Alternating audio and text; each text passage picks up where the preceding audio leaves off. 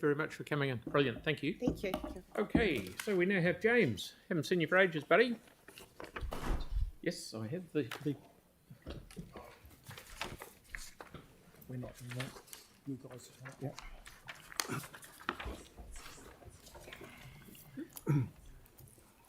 Thank you very much, Mr. Mayor, Phil, the councillors, Mary Richardson, the Senior Manager for the Green Space.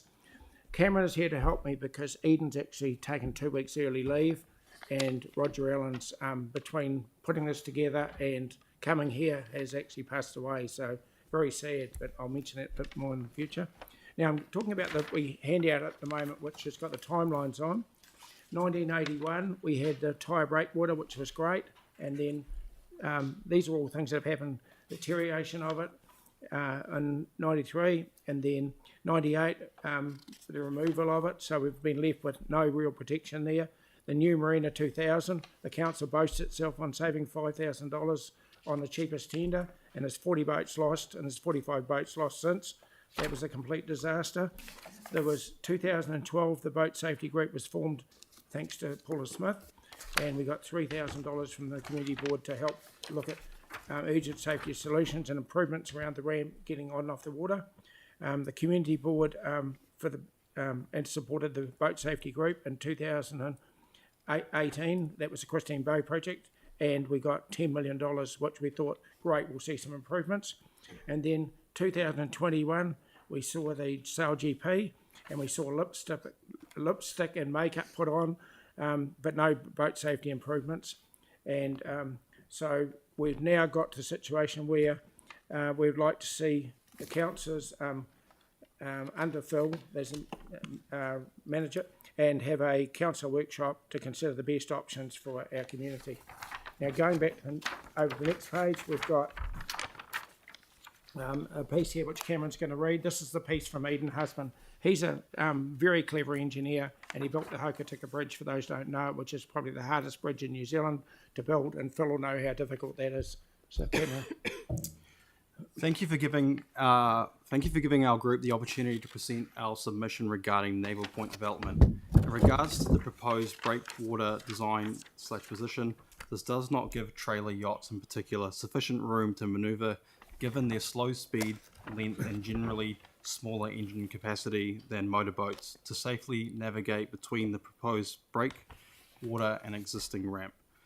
The new existing pontoons work well for motorboats, but trailer yachts urgently require a pontoon attached to the ramp to allow these yachts to tie up to, then lift their keels and rudders to allow the yachts to be guided by hand into their trailers.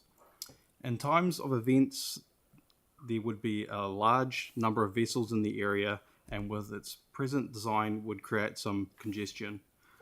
With the safety clearances required of 8 to 10 metres each side between the existing rock and breakwater, it would require this breakwater moved out 30 metres as highlighted in the attached plan.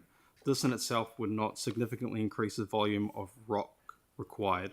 The existing consented rock spur, the end of which subsided in the 2012 earthquake, would require building up to its original height and extent, and a new breakwater continued from the end as highlighted in the attached plan.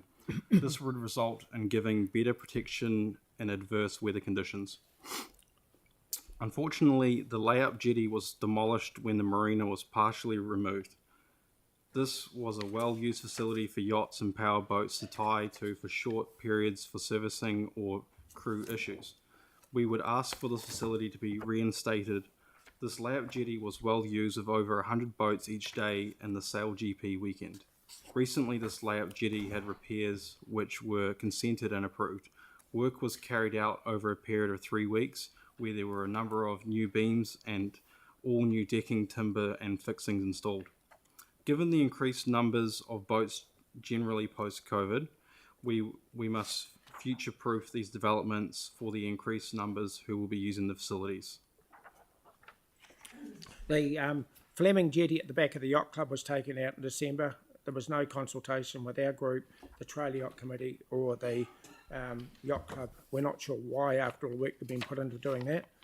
And if you have a look at the new plan which we've got there, which I think is actually excellent, We've got here the clearances and things on this plan here. So we've got limited time left. We can just very quickly go through. There was 5,000 people in the survey of the last picture there. We did of ratepayers, so we've got a lot of support for doing the work we're doing. You'll see over a wee bit further, we've got the end of the, just flick through to the end of that, where we've got the funding, $10 million. Then we've got the Jocelyn Maloney's design, which is, I'll just go back a wee bit, please. Just go back a little bit. No, back a little bit. That one there, that was 2010 prior to the earthquake. And we thought either with the shovel-ready project with the last government, or we thought with the earthquake repairs and things, we would have seen some repairs done to this. This is essential. 5 or 6 days a week, the easterly rolls around there and into that whole area. Now we've got the marina all gone. It's actually considerably worse. So that was 1 year before the earthquake. The next one, please. And that shows you the plan we've got, which is our dark white line, and you've got the council proposed plan, which is the red piece, which is 30 metres further in. It seems no sense to take that spare breakwater, which was approved and consented, and take it out, because the mud you take out of there won't do anything, and we need the extra room to manoeuvre because there's only 50 metres there. You'll see in the next couple of pictures what it's like at mid-tide, and when it's at low tide, the waves, high tide, sorry, the waves just roll in like you can see there. And it's impossible to do things safely. There's always boats getting damaged and wrecked there because we've just got such shoddy facilities, and it's so long since we've seen any money spent on this, and we just think it's really time the council actually took it seriously and gave us some assistance to get this. We've requested a workshop. If Mr Mayor, you would be able to help us organise that with the councillors, get some support for the councils, and move forward with this project. Okay. That's very clear. You certainly made the point very strongly and clearly. So thank you very much for coming. Anyone got any questions? Support the workshop. Support the workshop? Yes, absolutely. Well, it's so long. When you look at the work and effort, and it's cost us a lot of money, and we represent 5,000 ratepayers, we just need to actually show them that we're actually got something to go forward with. And look, just keep doing it in little phases. We're there now. Thank you so much. Thank you very much. We support from the councils and Mary. Thank you. Good idea. Okay, everybody. 6:35. We'll be back. Is that right? Oh, sorry. 6:35. Yeah, we'll be back on the dot. Thank you very much.